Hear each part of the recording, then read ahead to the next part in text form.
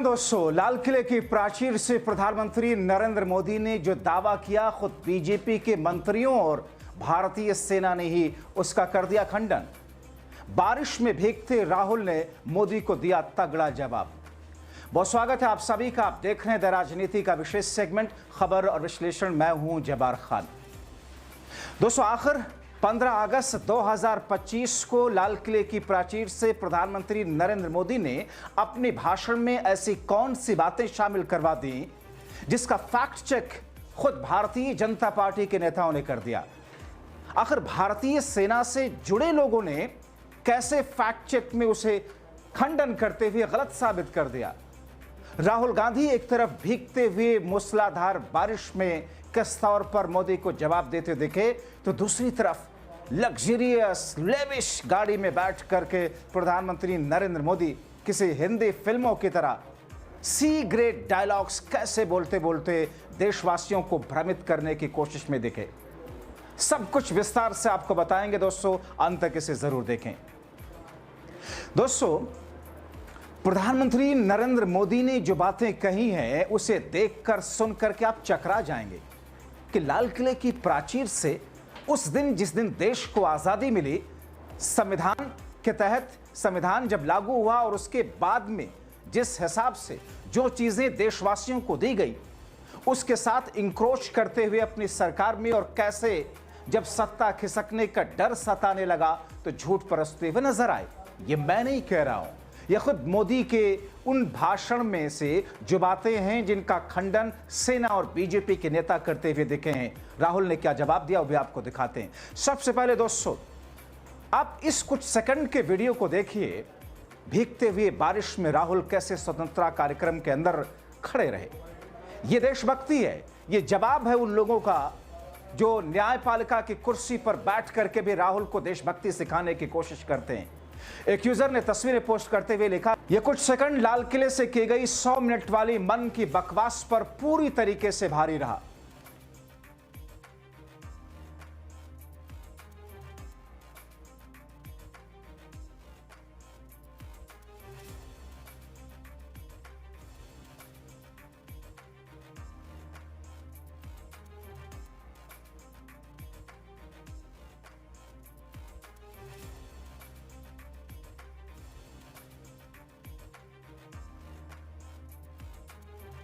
दोस्तों, अब आखिर मोदी के प्रधानमंत्री रहते हुए लाल किले के प्राचीर से जो झूठ बोले गए हैं, कुछ झलकियां आपको दिखाते हैं। सबसे पहले आप देखिए और सुनिए मोदी साहब को, जिसे खुद सेना से जुड़े हुए लोग खारिज कर रहे हैं। हमने हमारे सेना को खुली छूट दे दी। I may not agree with him that India lost so many aircrafts, but I do agree that we did lose some aircraft, and that happened only because of the constraint given by the political leadership to not attack the military establishment or their air defenses. एक और झूठ दोस्तों, जिसे सुन करके आप हंसेंगे भी और माथा भी पीटेंगे कि साहब ये तो मन की बात ही हमेशा करते हैं, जनता को बेवकूफ समझते हैं। कैसे जीएसटी पर राहुल गांधी के नाश में पहले टोकते हुए नरेंद्र मोदी को कि साहब आप जो कुछ ला रहे हैं आपकी सरकार गलत है, मनमोहन सिंह का मसौदा सही था, उसको लाइए। मगर मोदी मानते कहां है, ये तो अपनी हनक में, सत्ता के हनक में सब कुछ, मानो जैसे कि कुछ शब्द बहुत सारे लोग बोलते हैं कि बर्बाद करने पर तुले होते हैं। सुनिए, मोदी साहब ने जब लाल किले के प्राचीर पर पहुंच करके अपनी उपलब्धि बताने की कोशिश की तो कैसे जनता को भ्रमित करने की कोशिश की। दोस्तों, आप सुन के हैरान रह जाएंगे, खुद अपनी गलतियों को कैसे स्वीकारते नजर आ रहे हैं। साथियों, इस दिवाली में आपकी डबल दिवाली का काम मैं करने वाला हूं। इस दिवाली में आपको एक बहुत बड़ा तोहफा देशवासियों को मिलने वाला है। पिछले 8 साल से हमने जीएसटी का बहुत बड़ा रिफॉर्म किया, पूरे देश में टैक्स के बर्डन को कम किया, टैक्स की व्यवस्थाओं को सरल किया, और 8 साल के बाद समय की मांग है कि हम एक बार उसको रिव्यू करें। हमने एक हाई पावर कमेटी को बिठा करके रिव्यू शुरू किया, राज्यों से भी विचार विमर्श किया, और मेरे प्यारे देशवासियों, हम नेक्स्ट जनरेशन जीएसटी रिफॉर्म्स लेकर के आ रहे हैं। ये दिवाली के अंदर आपके लिए तोहफा बन जाएंगे। सामान्य मानवीय की जरूरतों के टैक्स भारी मात्रा में कम कर दिए जाएंगे। बहुत बड़ी सुविधा बढ़ेगी। हमारे एमएसएमई, हमारे लघु उद्यमी, इनको बहुत बड़ा लाभ मिलेगा। रोजमर्रा की चीजें बहुत सस्ती हो जाएगी और उससे इकोनॉमी को भी एक नया बल मिलने वाला है। और दोस्तों, सबसे बड़ा झूठ तो किसानों पर बोल गए। वो किसान जिसे एमएसपी देने का वादा करके मुकर गए मोदी शाह। किस अंदाज में, किस तरीके से प्रधानमंत्री नरेंद्र मोदी ने किसानों के बारे में जो बड़ी बड़ी बातें की हैं और जिन बातों को लेकर के किसान खुद कह रहा है कि साहब ये कब आपने किया। मोदी कहते हैं कि साहब मैं तो किसानों के लिए खड़ा हूं, जीता हूं, मरता हूं। पहले सुनिए उनकी बात, उसके बाद। इतनी ही जमीन, लेकिन व्यवस्थाएं बदली, पानी पहुंचने लगा, अच्छे सीड्स मिलने लगे, किसानों को अच्छी सुविधाएं मिलने लगी, तो वो अपना सामर्थ्य देश के लिए बढ़ा रहा। आज भारत दूध, दाल, जूट जैसे उत्पादन में नंबर 1 है दुनिया में।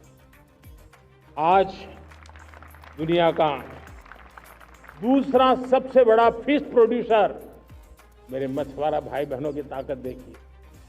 फिश प्रोड्यूसर में दुनिया में हम दूसरे नंबर पर पहुंच चुके हैं।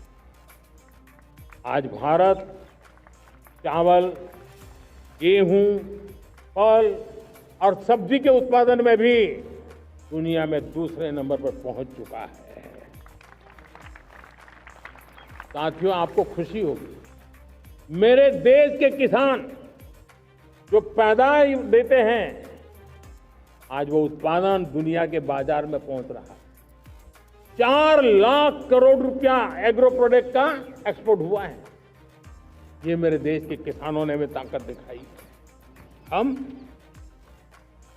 छोटे किसान हो, पशुपालक हो, मछुआरे हो, देश के विकास की अनेक योजनाओं का लाभ आज हम उन तक पहुंचा रहे हैं।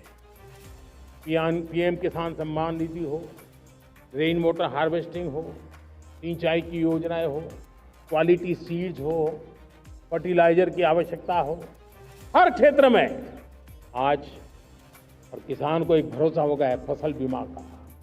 वो साहसिक बना रहा, उसका परिणाम भी देश को मिल रहा है।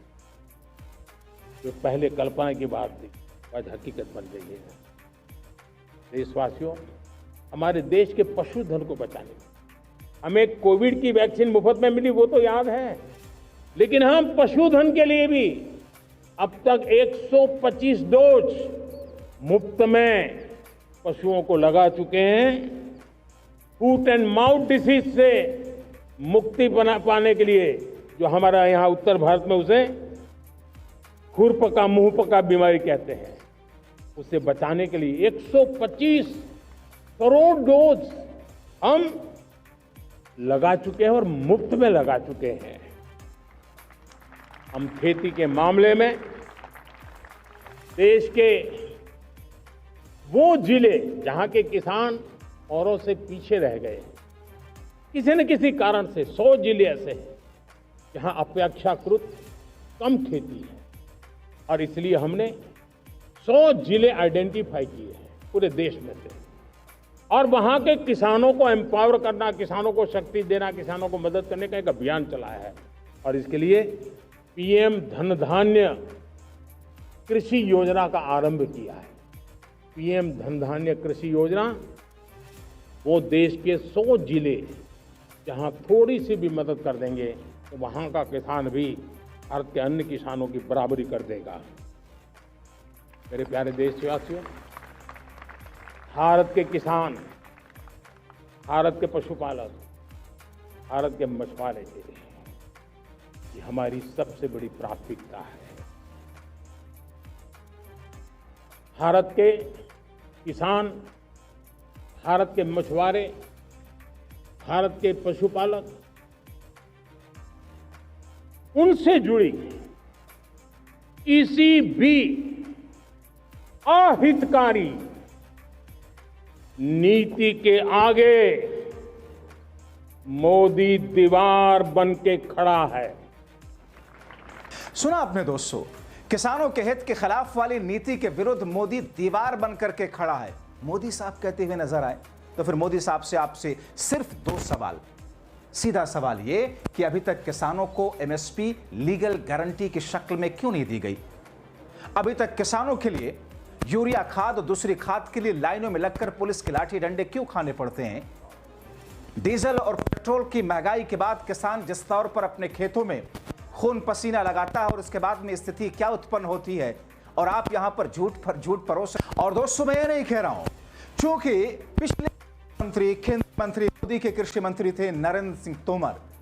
मध्य प्रदेश में मैं किसी अपने वरिष्ठ पत्रकार से बात कर रहा था। मैंने उनसे पूछा कि नरेंद्र तोमर जी क्या कह रहे हैं मोदी साहब ने जो किसानों को लेकर बोला। तो बोले, साहब अब तो वो केंद्र की राजनीति में है नहीं, मध्य प्रदेश की राजनीति में है। उनका कहना कि साहब हम नहीं दे पाए किसानों को अभी तक। जब खुद सेना के जुड़े हुए लोग मोदी साहब की बात को काटते हुए देखें, जब खुद उनकी ही सरकार में केंद्रीय कृषि मंत्री रहे शख्स मोदी की बात को काटते हुए देखें, तो हम क्या कहेंगे दोस्तों? और दोस्तों, आपको यहां पर एक वरिष्ठ पत्रकार का एक एक्सपोज दिखाता हूं, जिसने मोदी के भाषण की ऐसी पोल खोली जिससे हर तरफ कोहराम मचा है। उन्होंने लिखा, लाल किले के प्राचीर पर एक थका और मजबूर प्रधानमंत्री था। बैसाखियों पर टिकी सरकार वाला ही नहीं, अंतर्राष्ट्रीय स्तर पर पिटा और घरेलू स्तर पर साख गंवा चुका प्रधानमंत्री। ऑपरेशन सिंदूर की सफलता साबित करने के लिए गले का जोर लगाता, मगर अपनी कमजोरियों को छिपाने के लिए बातें बनाता प्रधानमंत्री। नौजवानों और किसानों को बरगलाता, त्रस्त परेशान व्यापारियों को झुंझुना पकड़ाता प्रधानमंत्री। फैक्ट चेक अभी बाकी है, दावों की पोल पूरी तरह खुलेगी। आने वाले 10 साल 2035 तक मैं ये राष्ट्रीय सुरक्षा कवच का विस्तार करना चाहता हूं, मजबूती देना चाहता हूं, आधुनिक बनाना चाहता हूं। और इसलिए भगवान श्री कृष्ण से प्रेरणा पाकर के हमने श्री कृष्ण का जो सुदर्शन चक्र था, उस सुदर्शन चक्र की राह को चुना है। आप में से बहुत लोगों को याद होगा, जब महाभारत की लड़ाई चल रही थी, श्री कृष्ण ने अपने सुदर्शन चक्र से सूर्य के प्रकाश को रोक दिया था और दिन में ही अंधेरा कर दिया। सूर्य प्रकाश को सुदर्शन चक्र से रोक दिया था। और तब अर्जुन ने जो शपथ ली थी जयद्रथ का वध करने की, उस प्रतिज्ञा को अर्जुन पूर्ण कर पाए थे। वो सुदर्शन चक्र के पराक्रम और रणनीति का परिणाम। अब देश सुदर्शन चक्र मिशन लॉन्च करेगा।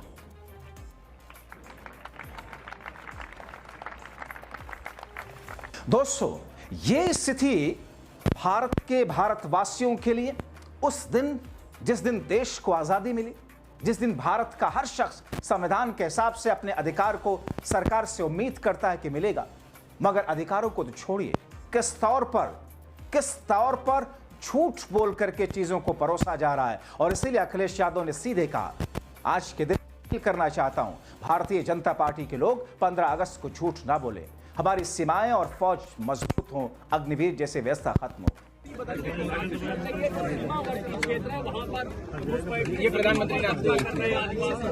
मैं आज के दिन ये अपील करना चाहता हूं, भारतीय जनता पार्टी के लोग 15 अगस्त को झूठ न बोलें। कम से कम राष्ट्रीय, जिस दिन पूरा देश 15 अगस्त खुशी के साथ मना रहा है, उस समय कोई भी राजनीति नहीं होनी चाहिए। हमारी सीमाएं सुरक्षित हों, हमारी फौज मजबूत हो, अग्निवीर जैसी व्यवस्था खत्म हो। और हम उन लोगों को भी देखते हैं जो मुंह से तो स्वदेशी हैं लेकिन मन से विदेशी हैं। अगर मन से विदेशी होंगे तो हमारा कारोबार कैसे बढ़ेगा? आज अमेरिका जैसा देश टैरिफ लगा करके हमारे तमाम उद्योगपतियों को संकट में खड़ा कर रहा है। भदोई जैसा जिला जो हजारों करोड़ का कारोबार करता था, आज उसका कारोबार रुक गया है। जो सामान भेजा वो पानी के जहाज में खड़ा हुआ है, न अमेरिका जा सकता है न भारत वापस आ सकता है। ये तो एक उदाहरण है, लेकिन टैरिफ लगने के बाद न जाने कितने कारोबारियों के ऊपर संकट आया है। और वहीं चीन जो हमारा पड़ोसी देश है, समय समय पर हमारी जमीन कब्जा करता है, हमारे पूरे बाजार को कब्जा कर लिया। आज सबसे ज्यादा जो ट्रेड डेफिसिट है तो वो हमारी चीन से है। ये तमाम जो आर्थिक संकट हैं, इनसे कैसे उभरना होगा। इसलिए अगर मुंह से स्वदेशी हैं तो मन से भी स्वदेशी होना पड़ेगा। और स्वदेशी के साथ साथ जिस तरह का मकड़ जाल है जीएसटी की वजह से, जिस तरीके से मकड़ जाल पैदा हुआ है और डराने वाला जो संस्थाएं बन गई हैं, ईडी, सीबीआई, इनकम टैक्स, उससे हमारा उद्योग कारोबार नहीं बढ़ेगा, हमारा उद्योग कारोबार और बंद होगा। अब दोस्तों सब कुछ आपके सामने है।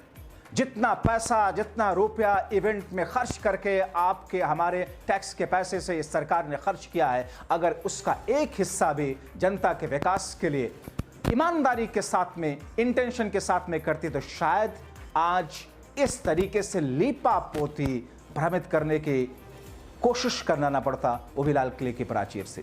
आप क्या कहेंगे? अपनी राय कमेंट बॉक्स में जरूर लिखें। अभी के लिए इतना ही, बहुत शुक्रिया।